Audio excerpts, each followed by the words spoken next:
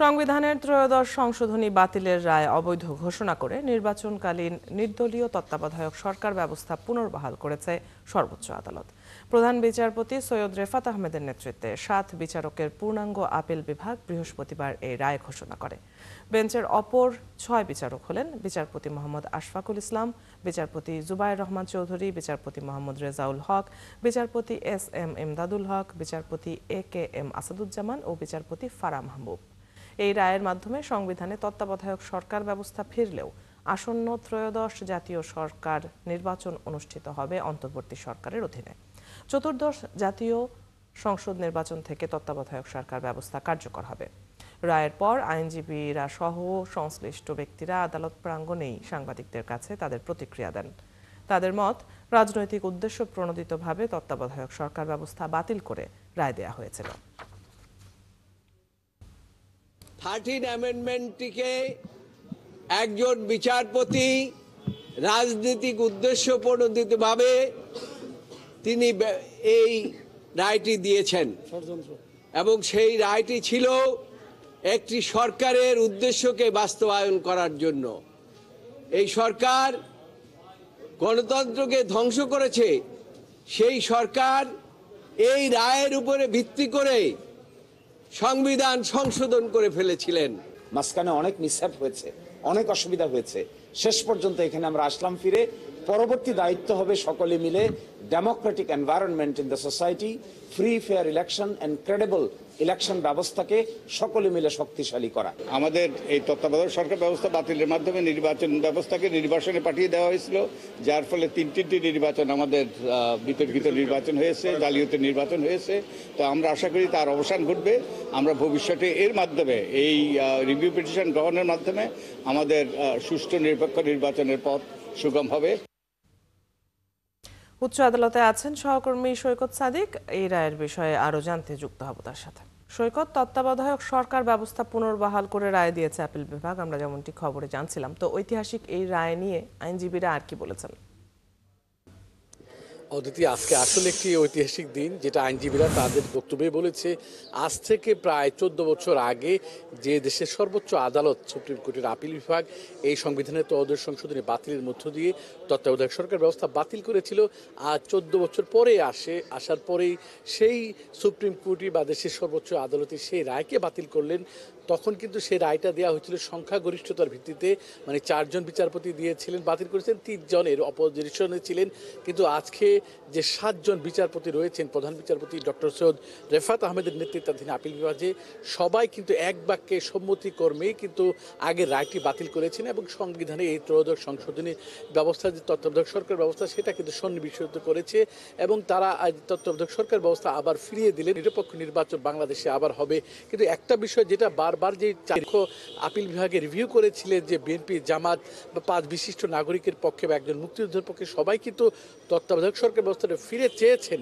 But আগামী যে নির্বাচনটা এখন যে অন্তর্বর্তী সরকারের অধীনে আগামী ফেব্রুয়ারিতে যে জাতীয় নির্বাচনটা অনুষ্ঠিত হবে, সেটা যাতে এই অন্তর্বর্তী সরকারের অধীনে হয় সেই বিষয়টি কিন্তু সবাই কিন্তু তাদের আপিলে বলেছিলেন এবং আজকে কিন্তু দেশের সর্বোচ্চ আদালত সেই বিষয়টিও বলেছে যে আগামী যে নির্বাচনটি হবে সেটা অন্তর্বর্তী সরকারের অধীনে নির্বাচন হবে এবং চতুর্দশ যে নির্বাচনটি হবে, যেহেতু সেই নির্বাচনটি আপনার এই তত্ত্বাবধায়ক সরকার ব্যবস্থা হবে। এই বিষয়ে আরেকটু ব্যাখ্যা দিয়েছেন ডক্টর শরীফ ভূঁইয়া, যিনি সুজন সম্পাদক বদিউল আলম মজুমদার সহ অন্যান্য পক্ষের যে আইনজীবী। তিনি বলেছেন যে যেহেতু তারা আগেই বলেছিলেন যেহেতু এখন যদি তত্ত্বাবধায়ক সরকার ব্যবস্থা কার্যকর হয় তাহলে এইটা নিয়ে একটা রাজনৈতিক ভেদাভেদ তৈরি হবে। কেউ বলবে তত্ত্বাবধায়ক সরকারের পক্ষে নির্বাচন হোক, কেউ বলবে অন্তর্বর্তী সরকারের পক্ষে নির্বাচন হোক। আবার তত্ত্বাবধায়ক সরকার ব্যবস্থা গঠন করতে একটা সাংবিধানিক ব্যবস্থা রয়েছে, যেহেতু জাতীয় সংসদ ভেঙে দেওয়ার 15 দিন পরে কিন্তু তত্ত্বাবধায়ক সরকার ব্যবস্থা করতে হবে। প্রধান উপদেষ্টার পাশাপাশি 10 সদস্য বিশিষ্ট থাকতে হবে। এই যে সব সাংবিধানিক বা আইনি ব্যাখ্যা রয়েছে সেই সব জায়গায় অনেক ধরনের ব্যত্যয় ঘটবে। এর জন্য সব মিলিয়ে কিন্তু আদালত সেই বিষয়টাও কিন্তু সুস্পষ্ট করেছে যে আগামী চতুর্দশ যে নির্বাচনটি হবে, মানে এই অন্তর্বর্তী সরকার অধীনে নির্বাচনের পরবর্তী নির্বাচন, সেটা কিন্তু এই তত্ত্বাবধায়ক সরকারের নির্বাচন হবে। এমনটাই কিন্তু যেসব আইনজীবী আজকে আদালতে ছিলেন তাদের পক্ষে থেকে আবেদনের আপিলকারী তারা কিন্তু এই বিষয়টি জানালেন। অদিতি, এই হচ্ছে আজকে এই তত্ত্বাবধায়ক সরকার বিষয় নিয়ে আজকে সর্বশেষ পরিস্থিতি। ধন্যবাদ সৈকত, আপনার কাছ থেকে আমরা বিস্তারিত জানছিলাম। দর্শক, সহকর্মী সৈকত সাদিক উচ্চ আদালত থেকে আমাদের সাথে যুক্ত ছিলেন এতক্ষণ। জাতীয় নির্বাচনের দিন গণভোট পরিচালনা নির্বাচন কমিশনের জন্য চ্যালেঞ্জ হবে বলে মনে করছেন নির্বাচন ও রাজনীতি বিশ্লেষকরা।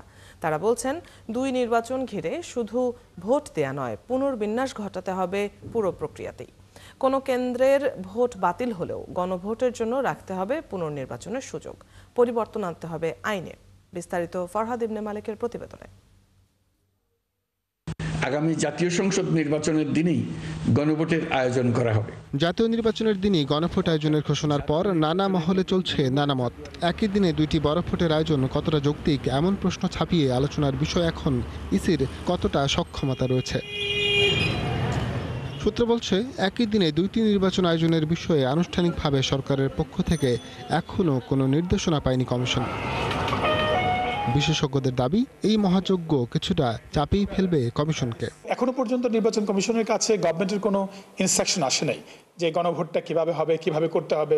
এই মুহূর্তে কমিশন যে গতিতে কাজ করছে, কমিশনের জন্য এটা বড় চাপ হয়ে যাবে ওই গণভোট এবং জাতীয় নির্বাচন একসাথে করা। কিন্তু এই চাপটি আমাদেরকে নিতে হবে, কমিশনকে সেই কাজটি করতে হবে, কারণ এর বিকল্প কিছু নাই। শুধু ভোট দেওয়া না, এখানে পুরো সিস্টেমটাকে একটু রিশাফল করতে হবে।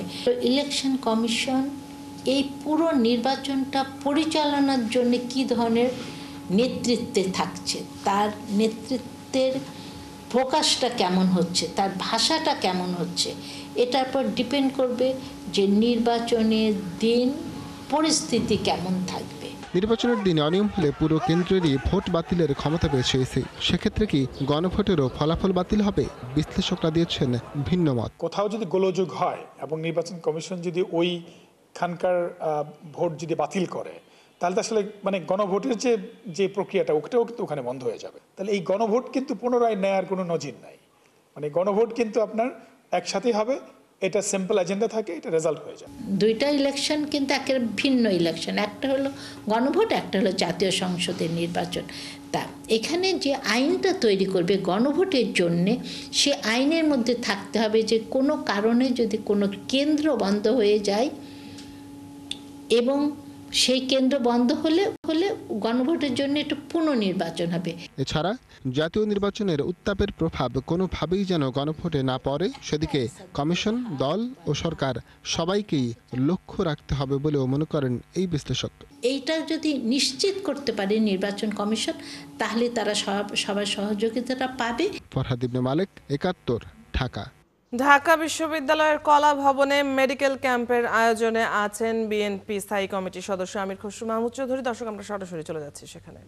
দীর্ঘদিন বিএনপি তত্ত্বাবধায়ক সরকার যে আন্দোলন করলো, হাজার হাজার বিএনপি নেতা কর্মীরা শিকার হলো, অবশেষে আজকে হাইকোর্ট আপিল ঘোষণা দিলে তত্ত্বাবধায়ক সরকার পূর্ণ বহাল করা হবে আগামী সংসদ নির্বাচন, অর্থাৎ এই নির্বাচন না আগামী নির্বাচন। বিএনপির দীর্ঘদিনের লড়াই সংগ্রাম খানিকটা সফলতা দেখল। অবশ্যই সফলতা তো বটেই। এই তত্ত্বাবধায়ক সরকারের অনুপস্থিতিতে বাংলাদেশের মানুষকে যে ত্যাগ স্বীকার করতে হয়েছে, যে জীবনগুলো গিয়েছে, যে নির্বাচনগুলোকে কেড়ে নেওয়া হয়েছে, মানুষের ভোটাধিকার কেড়ে নেওয়া হয়েছে, তার মাধ্যমে যে অপশাসন, নিপীড়ন, নির্যাতনের রাজত্ব সৃষ্টি হয়েছে, তত্ত্বাবধায়ক সরকারের মাধ্যমে আমরা আশা করি সেটা আগামী নির্বাচনগুলোকে সুসংহত করবে, গ্রহণযোগ্য করবে এবং দেশের গণতন্ত্রকে, আমরা যে প্রাতিষ্ঠানিক রূপ দেওয়ার কথা বলছি, কারণ হচ্ছে নির্বাচন হচ্ছে গণতন্ত্রের বাহক, এবং যদি নির্বাচন সুষ্ঠু গ্রহণযোগ্য হয় তাহলে গণতন্ত্রের যাত্রা সেখান থেকে শুরু হয়। এবং আশা করছি বিশেষ করে এমন একটি সময় আমরা একটা নির্বাচনের এখন সম্মুখীন, এই নির্বাচনকে সামনে রেখে, যদিও বা এই নির্বাচনের জন্য সেটা প্রযোজ্য নয়, তবে এটা একটা সিগন্যাল যে আগামীর অন্তত দিনগুলোতে নির্বাচনগুলো সুষ্ঠু হবে, গ্রহণযোগ্য হবে, বাংলাদেশের মানুষ তাদের ভোটাধিকার প্রয়োগ করতে পারবে, তাদের প্রতিনিধি নির্বাচিত করতে পারবে, তাদের নির্বাচিত সরকার দেখবে যে নির্বাচিত সরকারের অনুপস্থিতিতে দেশ কি কোন জায়গায় যেতে পারে, কত বেশি ক্ষতিগ্রস্ত হতে পারে, সেটা বিগত দিনেও দেখেছি।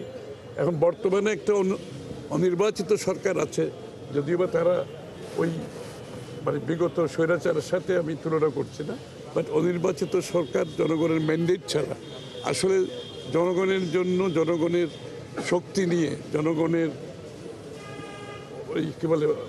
জনগণের ম্যান্ডেট নিয়ে যে এই কাজগুলো করা যত সহজ হয়, সেটা কোনো অনির্বাচিত সরকারের পক্ষে সম্ভব না। সুতরাং বাংলাদেশের মানুষ একটি নির্বাচিত সরকারের অপেক্ষায় আছে, যেই সরকার তাদের দ্বারা নির্বাচিত হবে, যেই সংসদ তাদের দ্বারা নির্বাচিত হবে এবং যারা তাদের কাছে দায়বদ্ধ থাকবে, জবাব দিয়ে থাকবে। সবচেয়ে বড় ঢাকা বিশ্ববিদ্যালয়ের কলা ভবনে মেডিকেল ক্যাম্পের আয়োজনে এতক্ষণ সরাসরি যুক্ত ছিলাম আমরা। আসন্ন নির্বাচন নিয়ে ভাবতে শুরু করেছেন নড়াইলের নারীরা। তারা চান নির্বাচনের সুষ্ঠু পরিবেশ বজায় থাকুক, পাশাপাশি নারীদের নিরাপত্তা নিশ্চিত করাও জরুরি। জেলার নারীরা এবার এমন প্রতিনিধি বেছে নিতে চান যারা নারীদের শিক্ষা ব্যবস্থার উন্নয়ন সহ কর্মসংস্থানের সুযোগ বাড়াতে উদ্যোগ নেবেন। সহকর্মী আজিজুল ইসলামের তথ্য ও ছবিতে প্রতিবেদন।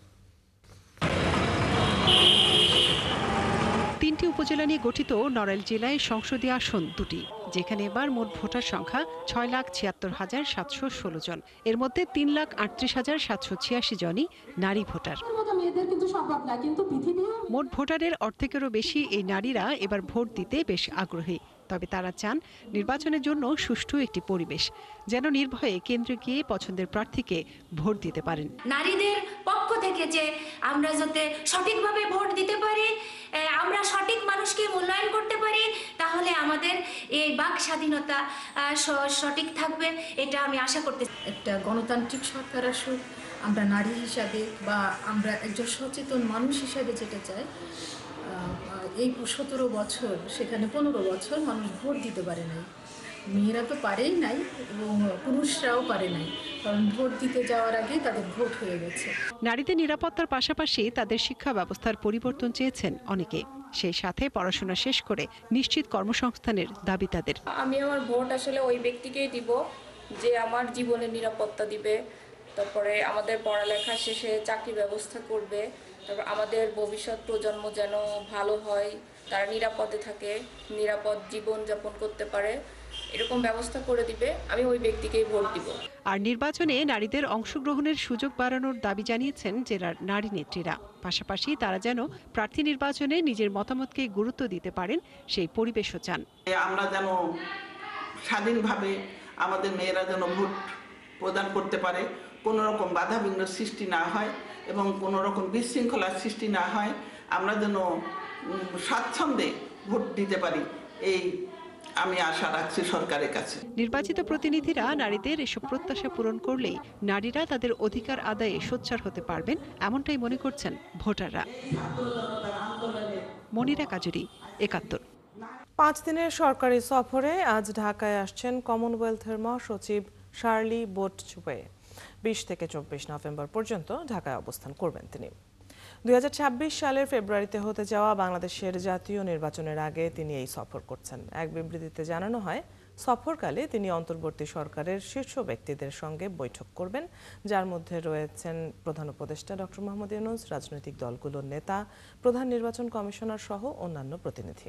বৈঠকে শান্তি ও স্থিতিশীলতা, গণতন্ত্র ও সুশাসন এবং বাংলাদেশের মানুষের দীর্ঘমেয়াদী সমৃদ্ধির জন্য কমনওয়েলথের সহযোগিতা কিভাবে আরও জোরদার করা যায় তা নিয়ে আলোচনা হবে।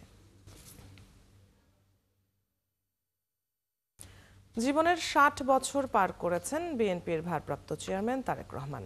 আজ পা দিয়েছেন 61-তে। এই সময়ে নানা চড়াই উতরাই পেরিয়ে চিন্তা ও মননে নিজেকে গড়েছেন একজন অনন্য রাজনীতিক হিসেবে। সময়ের পরিক্রমায় তিনি দেশের সংকটে আলোর দিশারি। তার দেশে ফেরার অপেক্ষায় আছে দেশবাসী। তারেক রহমানের জন্মদিন নিয়ে শফিকুল হকের বিশেষ প্রতিবেদন। ৭৫ পরবর্তী এক দিগ্ভ্রান্ত জাতিকে আলো দেখিয়েছিলেন জিয়াউর রহমান। এখন আবার দেশের রাজনীতির আকাশে কালো মেঘ। এমন ক্রান্তিকালে আলোর দিশারি হয়ে জাতির সামনে তিনি একজনই, ঠিক পিতার প্রতিচ্ছবি তারেক রহমান। ১৯৬৫ সালের এই দিনেই জিয়া পরিবারে জন্ম তারেক রহমানের। শৈশব থেকেই নেতৃত্ব গুণ, দূরদৃষ্টি তাকে আলাদা করেছে। আমার এই শার্টটাই আব্বুর ছিল, আমি এটাই বানিয়ে দিয়েছে। মাত্র 16 বছর বয়সে বাবাকে হারিয়ে সংকট দেখেছেন সবচেয়ে কাছ থেকে। দেখেছেন দেশের নানা উত্থান পতন। এই অভিজ্ঞতাই তাকে গড়ে তুলেছে দৃঢ়, চিন্তাশীল ও এক অনন্য রাজনৈতিক ব্যক্তিত্ব হিসেবে। আমি মনে করি ছাত্রদল শুধু একটি রাজনৈতিক সংগঠন নয়। 2007 ১/11-এর অস্থিরতায় ক্ষমতাসীন সরকারের রোষানলের শিকার হয়ে টানা 17 বছর ধরে নির্বাসিত জীবন কাটাচ্ছেন তারেক রহমান। মিথ্যে মামলায় মা বিএনপি চেয়ারপারসন বেগম খালেদা জিয়াকে কারাগারে পাঠানো হলে সরাসরি দলের নেতৃত্বে সামনে আসেন তিনি। ৮,৫০০ মাইল দূর থেকেও দক্ষ নেতৃত্বে বিএনপিকে পরিচালনা করছেন নিরবিচ্ছিন্নভাবে। রাজনীতি থেকে শুরু সরকারি দল, বিরোধী দল, আন্দোলন, সংগ্রাম, স্বৈরাচারের বিতাড়িত করা পর্যন্ত সফলভাবে প্রত্যেকটি জায়গায় তো তার সে একটা মার্ক রেখেছে তার জীবনের। দল পরিচালনা তো আছেই, আগামীর বাংলাদেশ বিনির্মাণেও তারেক রহমানের নেতৃত্বের বিকল্প দেখছেন না বিএনপির নীতি নির্ধারকরা। আমাদের ৩১ দফার মাধ্যমে উনি যে সংস্কার প্রস্তাব এনেছেন, এটা তো একটা বিশাল পরিবর্তন নিয়ে আসবে বাংলাদেশের, আগামীর বাংলাদেশের জন্য। সাথে সাথে যে রাজনৈতিক সংস্কারের কথা, কালচারের কথা বলা হচ্ছে, এটা একটা বড় ধরনের আগামীর বাংলাদেশের সুষ্ঠু রাজনৈতিক পরিবেশ বজায় রাখার জন্য গুরুত্বপূর্ণ সিদ্ধান্ত নিয়েছেন উনি। যার অপেক্ষায় গোটা দেশ, তার দেশে ফেরাটা নিয়েই এখন মানুষের কৌতূহল। কবে ফিরছেন তিনি? খুবই শিগগিরই, ওনার তো সব প্রস্তুতি সম্পন্ন হয়ে গেছে। আমার মনে হয় এখন খুব সহসা যে কোনো সময় উনি দেশে ফিরবেন। দীর্ঘ নির্বাসনেও তারেক রহমানের প্রভাব, দৃঢ়তা আর নেতৃত্ব স্পষ্ট বাংলাদেশের রাজনীতিতে। তাই তো জাতির এই সংকটে তার দেশে ফেরার অপেক্ষায় কোটি মানুষ। শফিকুল হক, ৭১, ঢাকা। আইনি পথ থাকলেও সহজ হবে না শেখ হাসিনাকে ফেরানো, বলছেন আন্তর্জাতিক সম্পর্ক বিশ্লেষকরা। ভারতের সদিচ্ছা ও বাংলাদেশের কূটনৈতিক প্রচেষ্টার ওপরই এটি নির্ভর করবে বলে মনে করছেন তারা। তবে ভারতের প্রতিক্রিয়া দেখে বিশ্লেষকরা মনে করছেন নির্বাচিত রাজনৈতিক সরকারের সাথেই তারা এ নিয়ে দেন দরবার করতে চায়। নাদিয়া শারমিনের প্রতিবেদন। গত সোমবার জুলাই অভ্যুত্থানে মানবতা বিরোধী অপরাধের দায়ে আন্তর্জাতিক অপরাধ ট্রাইব্যুনালে মৃত্যুদণ্ড দেওয়া হয় শেখ হাসিনা ও আসাদুজ্জামান খান কামালকে। এরপর ভারত থেকে তাদের ফেরাতে কূটনৈতিক প্রক্রিয়া শুরু করেছে বাংলাদেশ সরকার। এরই মধ্যে কলম্বো সিকিউরিটি কনক্লেভে অংশ নেওয়ার আগের দিন ভারতের নিরাপত্তা উপদেষ্টা অজিত দোভালের সাথে বৈঠক করেছেন বাংলাদেশের নিরাপত্তা উপদেষ্টা খলিলুর রহমান। পাশাপাশি আন্তর্জাতিক পুলিশ সংস্থা ইন্টারপোলেও নোটিশ পাঠানোর প্রস্তুতি চলছে। ঢাকা ও দিল্লির মধ্যে ২০১৩ সালের প্রত্যর্পণ চুক্তির আওতায় এরই মধ্যে একাধিক বন্দী হস্তান্তর করেছে দুদেশ। কিন্তু অভিযোগের রাজনৈতিক চরিত্র থাকলে প্রত্যর্পণের অনুরোধে সাড়া না দেওয়ার কথা বলা আছে চুক্তির ৬ নম্বর ধারায়। আবার ৭ ধারায় বলা হয়েছে যে দেশের কাছে কোনো ব্যক্তির প্রত্যর্পণের অনুরোধ করা হয়েছে, ওই ব্যক্তি যদি প্রত্যর্পণ নিয়ে ওই দেশের আদালতে যায় তবে মামলা চলা অবস্থায় প্রত্যর্পণ হবে না। সব মিলিয়ে এই প্রত্যর্পণ এত সহজ হবে না বলে মনে করছেন বিশ্লেষকরা। তো এই দুটো এখানে সুযোগ হয়তো এখানে ভারতীয় সরকার নিতে পারে। ভারতের কিন্তু আগে এই প্রেসিডেন্ট আছে, দালাই লামাকে রেখে আশ্রয় দিয়েছে। ১৯৭৫ সালের পর শেখ হাসিনা কিন্তু ভারতে এখানে উনি ছিলেন। কূটনৈতিক মুন্সিয়ানা দেখাতে হবে, কিন্তু আমার মনে হয় না অচিরে শেখ হাসিনার প্রত্যাবর্তন আপাতত হচ্ছে। ভারতের যে মন্তব্য, সেখানে প্রত্যর্পণের কোনো বিষয় ছিল না, কেবলমাত্র আদালতের রায়ের ব্যাপারে তারা মন্তব্য করেছে। নীরবতার একটা ভাষা আছে, পিপল শব্দটা আছে, ডেমোক্রেসি শব্দটা আছে, ইনক্লুশন শব্দটা আছে, এবং তারপরে আবার বলেছে যে ভারত বাংলাদেশের সঙ্গে কনস্ট্রাকটিভলি এনগেজড হতে চায়। ভারতের এখন পর্যন্ত দেওয়া প্রতিক্রিয়া দেখে এই বিশ্লেষকরা মনে করছেন রাজনৈতিক ও নির্বাচিত সরকার ছাড়া তাদের এই নিয়ে আলোচনায় আগ্রহ কম। একেবারেই কোনো রকম আশা নাই সেটা কথাও ঠিক না। আমরা দেখতে পারি যে বাংলাদেশে নির্বাচন হয়ে গেলে যখন একটা নির্বাচিত সরকার গঠিত হবে তখন রাজনীতির গতি প্রকৃতি কোন দিকে আগায়। অন্তর্বর্তীকালীন সরকার যেহেতু অন্তর্বর্তীকালীন, এটা যে ভারতীয়দের এখানে যে সরকারি ভাষ্য, ওরা নির্বাচিত সরকারের সাথে ওরা এখানে ভবিষ্যতে ওরা এনগেজ করবে। তবে পুরনো সম্পর্ক আর দুদেশের নতুন রাজনৈতিক সম্পর্কের গতি প্রকৃতির মধ্যে এ নিয়ে চুলচেরা হিসাব নিকাশ সহসাই শেষ হচ্ছে না বলে মনে করছেন তারা।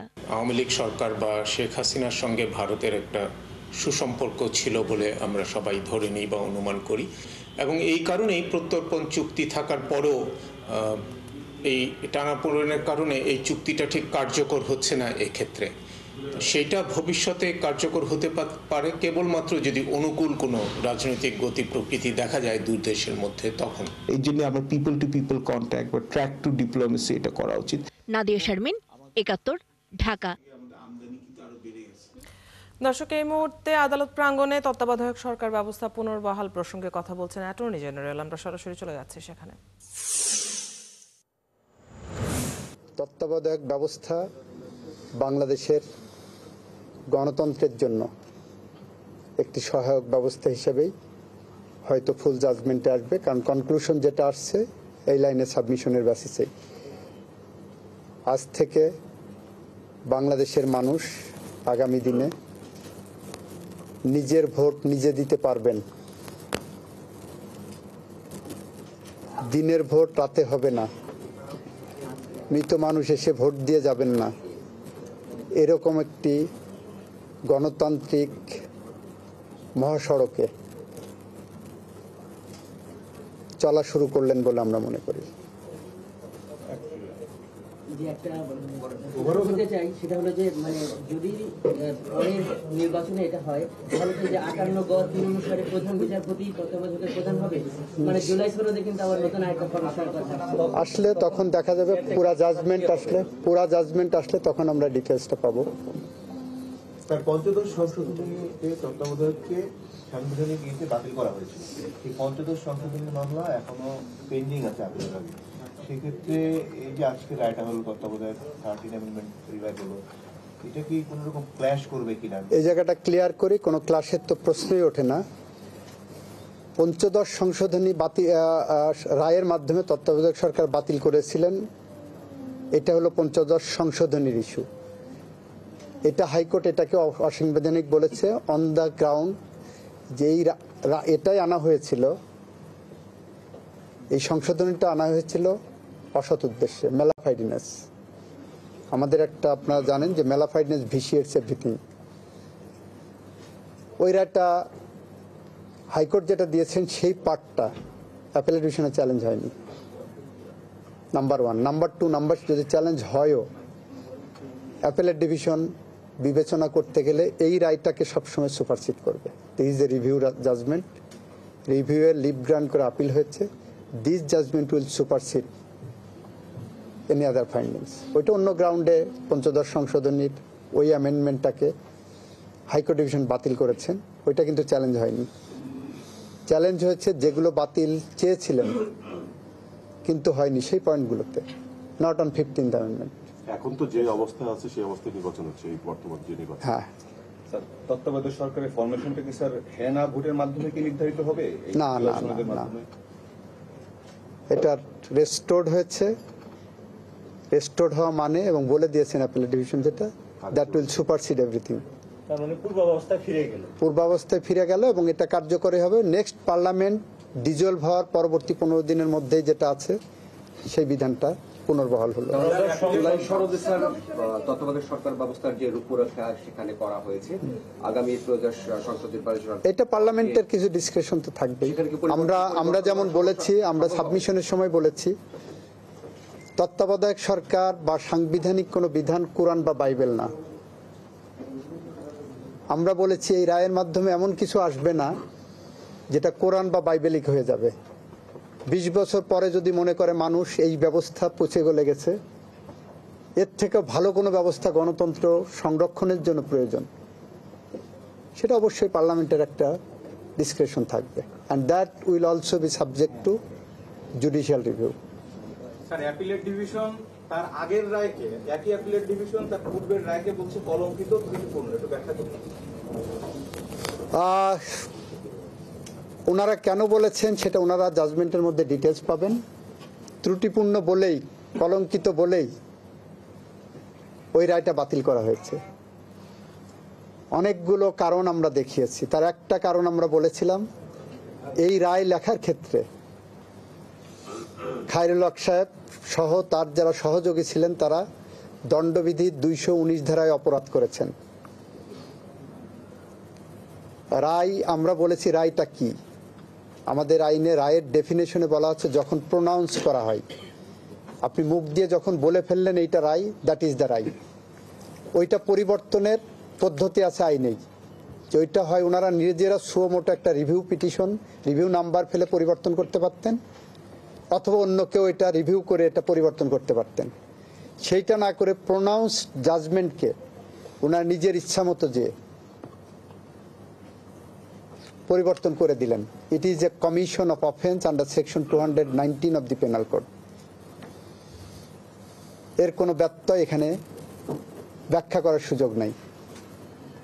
স্যার ওই সময় তো স্যার একটা আপিল বিভাগের শুনানি হয়েছিল, তখন স্যার একটা ব্যাখ্যা ছিল, ব্যাখ্যা দিয়ে স্যার রায়টা দিয়েছে। এখন বলছে স্যার এটা কলঙ্কিত এবং ত্রুটিপূর্ণ। ভবিষ্যতে কি স্যার আবার এই ধরনের হতে পারে, রায়টাকে নিয়ে হতে পারে। তবে আমি মনে করি যে সেটা গণতন্ত্রের স্বার্থে এটা আসবে না।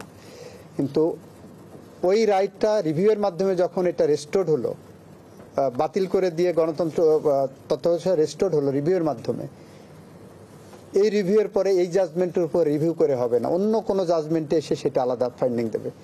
এই সাবজেক্টের উপরে ত্রয়োদশ সংশোধনের উপরে এটা এখন past and close chapter. Second review আমাদের আইনে পারমিট করে না। So this is a past and close chapter for the time being. 15 অ্যামেন্ডমেন্টের আপিল যদি রিজেক্ট হয় সেক্ষেত্রে এই মামলা কিভাবে কার্যকর হয়? 15th অ্যামেন্ডমেন্টে এই পয়েন্ট তো যায়নি। 15th অ্যামেন্ডমেন্টে হাইকোর্ট যে রায় দিয়েছে তত্ত্বাবধায়ক সরকার ব্যবস্থা বাতিলের যে সংশোধনী, সেই অংশটুকু বাতিল করেছে, সেটা তো চ্যালেঞ্জ হয়নি অ্যাপেলেট ডিভিশনে।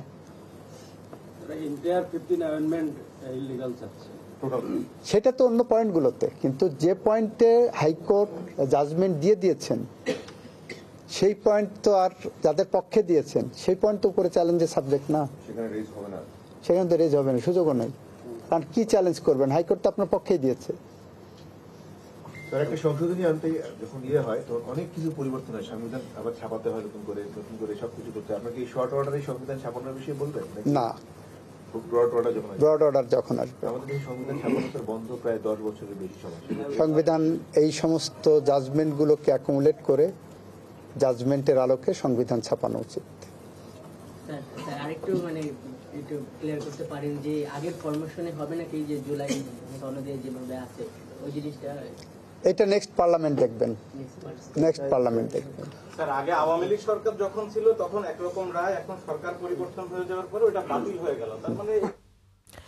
দর্শক, হাইকোর্টে অ্যাটর্নি জেনারেলের ব্রিফিং এ এতক্ষণ সরাসরি যুক্ত ছিলাম আমরা। মাইল ফলক স্পর্শ করলেন মুশফিকুর রহিম। বিশ্বের 11তম ব্যাটার হিসেবে ক্যারিয়ারের 100তম টেস্টে সেঞ্চুরি তুলে নিলেন। আয়ারল্যান্ডের বিপক্ষে দ্বিতীয় টেস্টের প্রথম ইনিংসে নিজের 13তম টেস্ট সেঞ্চুরি পেয়েছেন মুশফিক। 99 রানে নট আউট থেকে প্রথম দিন শেষ করেন মুশফিক। দ্বিতীয় দিনের দ্বিতীয় ওভারেই পান বহুল কাঙ্ক্ষিত শতক। বিশ্বের 11তম ব্যাটার হিসেবে 100তম টেস্টে সেঞ্চুরি পান মুশফিকুর রহিম। নিজের ক্যারিয়ারের 13 নম্বর সেঞ্চুরি পেয়ে মুশফিক হয়ে যান বাংলাদেশের পক্ষে সর্বোচ্চ টেস্ট সেঞ্চুরির মালিকও। দ্বিতীয় দিনের সকালে লিটন দাসের সাথে 100 রানের পার্টনারশিপও পূরণ করেন মুশফিক। কিন্তু বিশেষ এই ইনিংস খুব বড় করতে পারেননি মুশি। 106 রানে ম্যাথু হ্যামফিসের বলে আউট হয়ে ফেরেন বাংলাদেশের মিস্টার ডিপেন্ডেবল।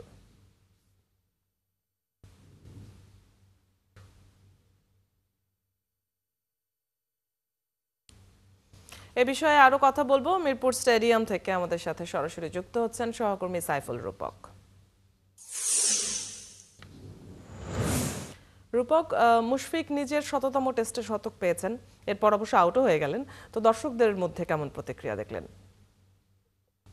সবাই হ্যাপি, বিশেষ করে হ্যাপিনেসটা আমরা বেশি দেখেছি মুশফিকের বাবা মা, তারা গ্যালারিতেই ছিলেন এবং সেখানে খুব কাছে ক্রিকেট বোর্ডের ডিরেক্টর ছিলেন, ক্রিকেট সংশ্লিষ্ট সবাই, মুশফিকের ফ্যামিলি। দর্শক খুব একটা বেশি হয়নি, বা যে কটা দর্শকই ছিলেন বা খুব একটা যে দর্শক ছিল তা না, যারাই ছিলেন স্টেডিয়ামে সবাই সেলিব্রেট করেছেন। বিশেষ করে এখানে আমরা টেস্টের বাইরে T20 দলের ক্রিকেটাররাও দেখছেন পাশের মাঠে প্র্যাকটিস করছেন, তারা ওই প্র্যাকটিস বাদ দিয়ে এসে বাউন্ডারি লাইনের পাশে দাঁড়িয়ে মুশফিকের এই বিশাল কীর্তি বলা যায় বাংলাদেশের পার্সপেক্টিভে তো টেস্টে 100টা টেস্ট খেলাটাই কঠিন, কারণ বাংলাদেশ এমনিতে টেস্ট কম খেলে। সেই জায়গাটাতে মুশফিক 20 বছর ধরে টেস্ট ক্রিকেট খেলছেন, 20 বছর লেগে গেল তার 100টা টেস্ট খেলতে, এবং সেই 100তম টেস্টে 11তম ক্রিকেটার হিসেবে 100 হাঁকালেন। বিশাল ব্যাপার বলা যায় যে গ্রেট ক্রিকেটারদের Javed Miandad, Ponting, Viv Richards, Ricky Ponting, Inzamam, অনেক গ্রেট ক্রিকেটারদের পাশে এখন মুশফিকের নাম আছে, এবং মুশফিক যেভাবে টেস্ট ক্রিকেটে খেলে যাচ্ছেন অনেক ইয়াং জেনারেশন, ইয়াং ক্রিকেটারদের অনুপ্রাণিত করছেন। কারণ এখন মডার্ন ডে ক্রিকেটে আসলে T20, T10 এর যুগ, সাদা বলের সাদা পোশাকের ক্রিকেটে বা লাল বলের ক্রিকেটে আসলে সেভাবে অনেকেই ফোকাস করে না। মুশফিকের এমন কীর্তি অনেকেই হয়তো ইন্সপায়ার হবে যে দেশের হয়ে 100টা টেস্ট খেলার স্বপ্ন অনেকেই দেখবে। এই দলের অনেকেই আছে যাদের 40-50টা 60টা টেস্ট রয়েছে, তারাও হয়তো স্বপ্ন দেখবে যে আমিও একদিন এরকম 100টা টেস্ট খেলবো, 100তম টেস্টে সেঞ্চুরি হাঁকাবো। সেই স্বপ্ন নিয়ে অনেকে ছুটতে পারবে। মুশফিক আসলে নিজে সেই তার যে স্বপ্নটা সেটা পূরণ করেছেন অনেকের মাঝে। রূপক, একই সাথে লিটন দাসও সেঞ্চুরি পূর্ণ করেছেন, তো খেলার গতিবিধি কেমন বুঝছেন? মুশফিকের সাথে লিটনের দুর্দান্ত পার্টনারশিপ। লিটন কুমার দাস তার টেস্ট ক্রিকেটে পঞ্চম 100টা তুলে নিয়েছেন এবং সলিড ব্যাটিং করেছেন কালকে বিকেলে এবং আজকে সকাল থেকে মনে হচ্ছে একদম কম্পোজ, খুব গোছানো ব্যাটিং। এবং লিটন মিরাজ আমি লাইভে যুক্ত হওয়ার আগ পর্যন্ত তারা ক্রিজে ছিলেন, এখন পর্যন্ত ঠিক আছেন কিনা আমি জানি না, কারণ আমি লাইভে যুক্ত অনেকক্ষণ প্রায় দাঁড়িয়ে আছি। তো আমার মনে হয় যে বাংলাদেশ প্রথম টেস্টে যেহেতু ইনিংস এবং 47 রানে জিতেছে, এখানে বাংলাদেশ হয়তো এক ইনিংস খেলার চিন্তাই থাকবে। অর্থাৎ বাংলাদেশ যদি 450 থেকে 500 রান করে থেমে যায়, সেই জায়গাটাতে হয়তো আয়ারল্যান্ড এই পিচে 2 ইনিংস মিলিয়েও সেই রান করতে পারবে কিনা I have a doubt. So উইকেটের যে কন্ডিশন আমরা দেখছি এখনই আনইভেন বাউন্স, টার্ন বিভিন্ন জায়গায় দেখা যাচ্ছে। সেকেন্ড ডে থার্ড ডেতে গিয়ে আরো উইকেটের ব্যবহারটা, বিহেভটা আরো চেঞ্জ হতে পারে। সেই জায়গাতে বলা যাচ্ছে বাংলাদেশ এই টেস্টে ড্রাইভিং সিটে আছে এবং ড্রাইভিং সিটে রাখার বড় কারিগর বলা যায় মুশফিক, লিটন, তারাই পদে দিন। ধন্যবাদ রূপক, আপনি আছেন সেখানে এবং নিশ্চয়ই খেলার দিকেও নজর রাখবেন এবং পরবর্তী সংবাদগুলোতে তা নিয়েও কথা হবে। ধন্যবাদ যুক্ত হওয়ার জন্য। সহকর্মী সাইফুল রূপক আছেন স্টেডিয়ামে, সেখান থেকে যুক্ত ছিলেন এতক্ষণ। রাঙামাটি পার্বত্য জেলা পরিষদে নিয়োগ প্রক্রিয়ায় কোটা বৈষম্য ও অনিয়মের প্রতিবাদে বৃহস্পতিবার ও শুক্রবার 2 দিনের হরতাল কর্মসূচি পালন করছে কোটা বিরোধী ঐক্যজোট, সাধারণ শিক্ষার্থী ও সচেতন নাগরিকরা। হরতাল সমর্থকরা জানান, পার্বত্য জেলা পরিষদে নিয়োগ প্রক্রিয়া জাতিগত বৈষম্য, সরকারের কোটা সংরক্ষণের বিষয়ে নির্দেশ না মানার কারণে এই হরতালের ডাক দেওয়া হয়েছে। হরতালের প্রথম দিনে ভোর 6টা থেকে রাঙামাটি শহরের সব দোকানপাট বন্ধ রয়েছে। দূরপাল্লা যানবাহন সহ উপজেলাগুলোতে নৌপথে কোনো লঞ্চ ছাড়েনি। সকাল থেকে শহরের গুরুত্বপূর্ণ পয়েন্টগুলোতে অতিরিক্ত পুলিশ মোতায়েন করা হয়েছে, বাড়ানো হয়েছে পুলিশের টহল। তবে জরুরি সেবায় নিয়োজিত যানবাহন হরতালের আওতামুক্ত রয়েছে। 3 দফা দাবি আদায়ে 2 দিন ধরে আমরণ অনশন শুরু করেছেন ময়মনসিংহ নটরডেম কলেজ ক্যাম্পাসের চাকরিচ্যুত 7 শিক্ষক। বুধবার বেলা 12টা থেকে নগরীর শিকারীকান্দা বাইপাস মোড় এলাকার ক্যাম্পাসের প্রধান ফটকের সামনে শিক্ষকরা অনশন শুরু করেন। অনশনরত শিক্ষকরা জানান, দুর্নীতি, নৈতিক স্থলন সহ সব অভিযোগের লিখিত প্রমাণ উপস্থাপন, কলেজের সার্ভিস রুলস অনুযায়ী প্রাপ্য আর্থিক পাওনা শোধ এবং অভিজ্ঞতার সনদ না দেয়া পর্যন্ত তাদের অনশন চলবে। এদিকে সকাল থেকে শিক্ষকদের এই অনশনে একাত্মতা ঘোষণা করেছেন বহু সাবেক শিক্ষার্থী।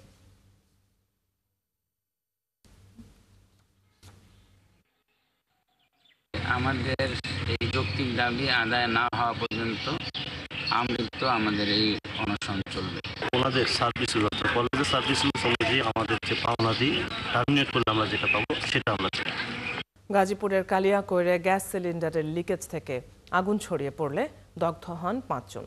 পুলিশ জানায়, বুধবার রাত 10:30টার দিকে এই দুর্ঘটনা হয়। প্রত্যক্ষদর্শীরা বলছেন, কালিয়াকৈরের রাখালিয়াচালা এলাকার মোতালেব ওয়ার্কশপে কাজ করার সময় একটি বড় গ্যাস সিলিন্ডারের গ্যাস লিকেজ থেকে হঠাৎ আগুন ধরে যায়। এ সময় আগুন পাশের চায়ের দোকানের আগুনে ছড়িয়ে পড়ে। এ সময় ওয়ার্কশপের মালিক মোতালেব হোসেন, চা দোকানদার আলী হোসেন, দোকানে বসে থাকা শফিকুল ইসলাম ও শামীম আহমেদ, শাহিন আলী দগ্ধ হন। তাদের দ্রুত কাছের একটি হাসপাতালে নিলে আশঙ্কাজনক 2 জনকে ঢাকা মেডিকেলের বার্ন ইউনিটে পাঠানো হয়। মেহেরপুর অভিযান চালিয়ে 3টি তক্ষক উদ্ধার সহ আব্দুল আজিজ নামের একজনকে গ্রেপ্তার করেছে র্যাব সদস্যরা। CPC 3 RAB 12 Meherpur camp commander lieutenant Wahiduzzaman BN জানান, বুধবার রাত 8টায় চুয়াডাঙ্গার সরিষাডাঙ্গা গ্রামে অভিযান চালায় র্যাবের একটি দল। এ সময় আব্দুল আজিজ পালানোর চেষ্টা করলে তাকে আটক করা হয়। পরে তার হেফাজতে থাকা 3টি তক্ষক প্লাস্টিকের ঝুড়ি থেকে উদ্ধার করা হয়। এদিকে অবৈধভাবে বন্যপ্রাণী ক্রয় বিক্রয়ে জড়িত থাকার অভিযোগে আব্দুল আজিজকে গ্রেপ্তার দেখিয়ে রাতেই চুয়াডাঙ্গা সদর থানায় হস্তান্তর করা হয়। 22 বছরের অপেক্ষা শেষে ভারতকে হারিয়ে আরও একটি সুখবর পেল বাংলাদেশ। ফিফা র্যাঙ্কিংয়ে 3 ধাপ এগিয়ে 183 থেকে 180-তে উঠে এসেছে হাভিয়ের কাবরেরার দল। এএফসি এশিয়ান কাপ বাছাইয়ে ভারতের বিপক্ষে মাঠে নামার আগে র্যাঙ্কিংয়ে 2 দলের দূরত্ব ছিল 46 ধাপ। মাঠের লড়াইয়ে অবশ্য তা চোখে পড়েনি। শেখ মোরসালিনের একমাত্র গোলে জয় পায় হাভিয়ার কারবেরার দল, আর তাতেই ফিফা র্যাঙ্কিংয়ে 3 ধাপে গিয়েছে বাংলাদেশ। গত 9 বছরের মধ্যে এটি বাংলাদেশের সেরা অবস্থান। বাংলাদেশের কাছে হেরে 6 ধাপ পিছিয়েছে ভারত, 136 থেকে নেমে এসেছে 142-এ। নেপালেরও অবনতি হয়েছে 2 ধাপ, সর্বশেষ হালনাগাদে 17.13 রেটিং পয়েন্ট বেড়েছে বাংলাদেশের। সব মিলিয়ে বাংলাদেশের রেটিং পয়েন্ট দাঁড়িয়েছে 911.19। গত মাসের র্যাঙ্কিংয়ে যা ছিল 894.06। ফুটবলে পারলেও কাবাডিতে হলো না। নারী কাবাডি বিশ্বকাপে টানা 2 জয়ের পর অবশেষে ভারতের কাছেই হোঁচট খেল বাংলাদেশ। এ গ্রুপের গুরুত্বপূর্ণ ম্যাচে রূপালী আক্তাররা 43-18 পয়েন্টে ম্যাচ হেরেছেন বর্তমান বিশ্ব চ্যাম্পিয়নদের কাছে। ঢাকার মিরপুর সোহরাওয়ার্দী স্টেডিয়ামে শুরু থেকেই লড়াই চলে সমানে সমান। তবে শারীরিক সক্ষমতা, টেকনিক ও ট্যাকটিক্স 3 ক্ষেত্রেই এগিয়ে থাকা ভারত প্রথম 6 মিনিটেই বাংলাদেশকে অল আউট করে লিড নেয় 12-5-এ। ঋতু নেগি ও সোনালী বিষ্ণু সিঙ্গাতের ধারাবাহিক রেডে চাপে পড়ে স্বাগতিকরা। রূপালী আক্তার ও বৃষ্টি আক্তার রেডে চেষ্টা করলেও ব্যর্থ হয় পয়েন্ট তুলতে। প্রথমার্ধে ভারতের লিড দাঁড়ায় 29-8। বিরতির পরও একই চিত্র। বাংলাদেশকে তৃতীয়বারের মতো অল আউট করে 42-15 পয়েন্টে লিড নেয় প্রতিবেশী দেশটি। শেষ পর্যন্ত 43-18 ব্যবধানে জয় নিশ্চিত করে টিম ইন্ডিয়া। 22 নভেম্বর চতুর্থ ম্যাচে বাংলাদেশের প্রতিপক্ষ থাইল্যান্ড। ওই ম্যাচে জিতলে সেমিফাইনাল অনেকটা নিশ্চিত হবে লাল সবুজদের। আবারও পিছিয়ে গেল বাংলাদেশ প্রিমিয়ার লিগ বিপিএল এর দ্বাদশ আসরের নিলাম।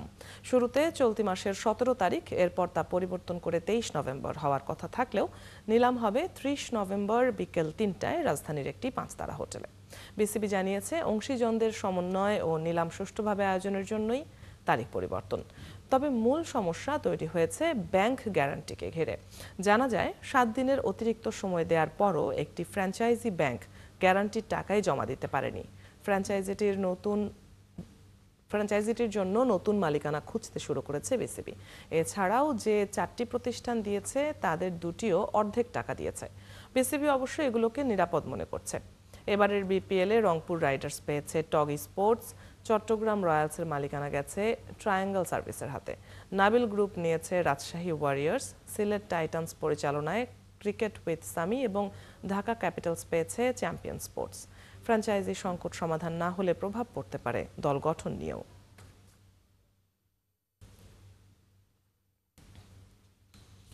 দর্শক, চলছে সংবাদ সংযোগ। সরাসরি সংবাদ অনুষ্ঠান দেখতে চোখ রাখুন ৭১-এর ফেসবুক পেজে এবং সাবস্ক্রাইব করুন ৭১-এর ইউটিউব চ্যানেল। থাকুন ৭১-এর সাথে।